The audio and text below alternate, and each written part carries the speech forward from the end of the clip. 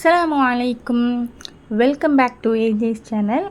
இன்றைக்கி நம்ம சேனலில் என்ன மாதிரியான வீடியோ பார்க்க போகிறோன்னா, ஒரு மிக்ஸ் அண்ட் மேட்ச் மாதிரியான ஒரு வீடியோ தான். இண்டக்ஷனில் வந்து சோறு ஆக்கிறதுக்காக வச்சுருக்கேன். இது வந்து மண் சட்டிகள். என்கிட்ட கொஞ்சம் மண் சட்டி ஒரு 6-7 சட்டி மாதிரி இருக்கும். பெரிய சட்டிலேருந்து கொஞ்சம் சின்ன சட்டி வரைக்கும் இருக்கும். இது வந்து ரொம்பவே என்கிட்ட இருக்கிறதே பெரிய சட்டினா அது அந்த சட்டி தான், அந்த புடி மாதிரி வச்ச சட்டி தான். அதில் தான் வந்து மீன் ஆனம்லாம் வைப்போம். அது மாமியார்லாம் ஊர்லேருந்து வந்திருந்தாங்க அப்படின்னாக்கா அதில் தான் வைப்போம். இப்போ வந்து லீவுக்காக வந்திருந்தாங்க இல்லையா, அதனால் அந்த சட்டியில் தான் மீன் குழம்பா இருக்கட்டும், புளியானம் இந்த மாதிரிலாம் அதில் தான் செஞ்சோம். இப்போ வந்து ஸ்கூல் ரீஓப்பன் ஆகிடுச்சு. அதனால் மாமியெல்லாம் ஊருக்கு போயிட்டாங்க.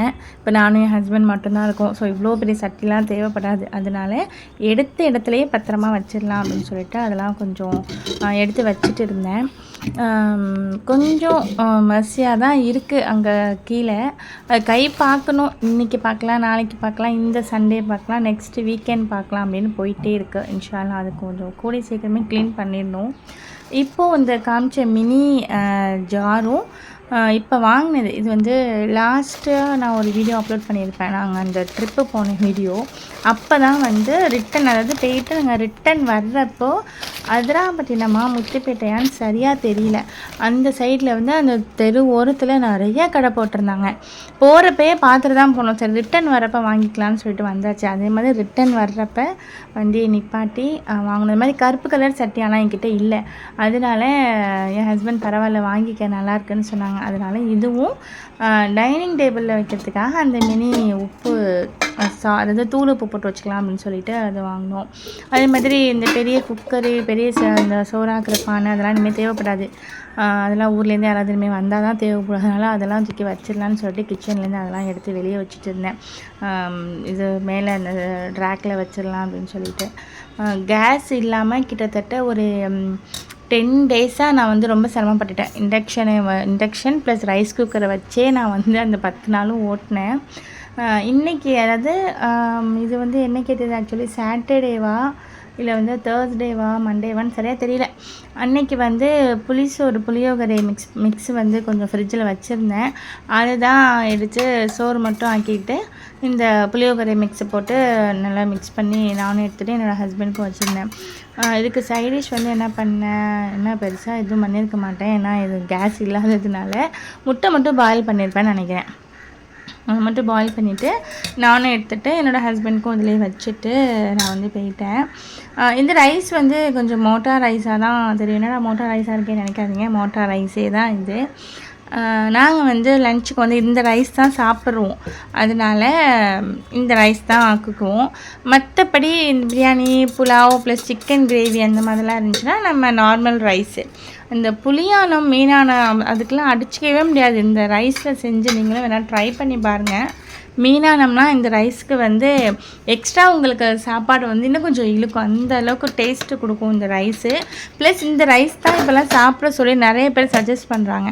அதனால் நாங்களுமே ஒரு 3 இயர்ஸாக இருக்கும் நாங்கள் இந்த ரைஸ் தான் சாப்பிட்டுருக்கோம். இது வந்து அன்றைக்கி நைட்டு உள்ளது. இட்லி ப்ளஸ் சாம்பார் வச்சுக்கலான்னு சொல்லிட்டு, சாம்பார் நைட்டு வச்சா மறுநாளும் அதே வச்சுக்கலாங்கிற ஒரு பிளானில் நான் நைட்டே சாம்பார் வச்சுட்டேன். இட்லி சுடுறதுக்குலாம் ரொம்ப கஷ்டப்பட்டு போயிட்டேன். ஏன்னா இட்லி சட்டி இருக்குது, பட் இண்டக்ஷனில் அது எடுக்காது. அதனால் சில்வர் சட்டியில் வச்சு அதை தண்ணியை ஊற்றி அது வந்து என்னோட இட்லி சட்டி வந்து 2 தட்டு உள்ளது, 9 இட்லி ஊற்றலாம். இது வந்து 2 தட்டில் அந்த மாதிரி வைக்க முடியல. ஸோ ஒரே தட்டாக வச்சு 2 தடவை ஊற்றி எடுத்தேன். சாம்பார் வந்து கொஞ்சம் திக்னஸாகவே தான் வச்சுருந்தேன், ரொம்பவும் தண்ணியாக வைக்கல. ஓகே, இட்லிக்கு சாப்பிட்டுட்டு மறுநாள் நம்ம ரைஸ்க்கும் வச்சுக்கலாம் அப்படின்னு சொல்லிட்டு முதல் நாள் நைட்டு இட்லி பொடி ப்ளஸ் சாம்பார் வச்சு அன்றைக்கி நைட்டு ஓட்டி விட்டேன்.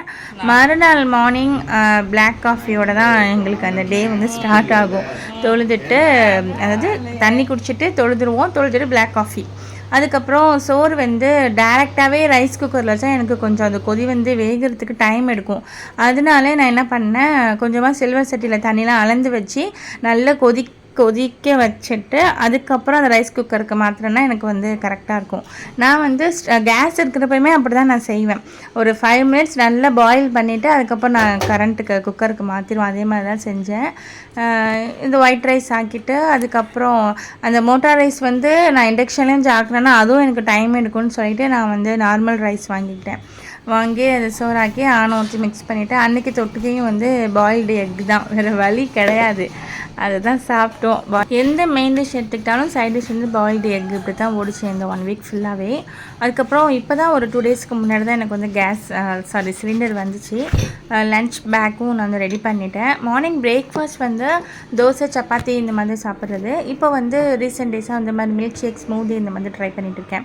பனானா ப்ளஸ் மில்க்கு இந்த மாதிரி நட்ஸு, அதாவது ஹனியில் இந்த நட்ஸ் மிக்ஸ் பண்ணியிருக்கோம்ல அது, இதெல்லாம் சேர்த்து போட்டு நல்லா பிளெண்ட் பண்ணி அது குடிச்சிட்டு ப்ளஸ் 2 பாயில்டு எக் போய் பிரேக்கில் போய் சாப்பிட்டுக்குவேன். நான் ஒரு 11 o'clock பிரேக்கில் சாப்பிட்டுட்டு இந்த மாதிரி தான் இப்போதைக்கு ரீசெண்ட் டேஸாக வந்து என்னோடய மார்னிங் பிரேக்ஃபாஸ்ட் போயிட்டு இருக்குது. இதுவுமே நல்லா ஹெல்த்தி ப்ளஸ் டேஸ்டியாக தான் இருக்குது.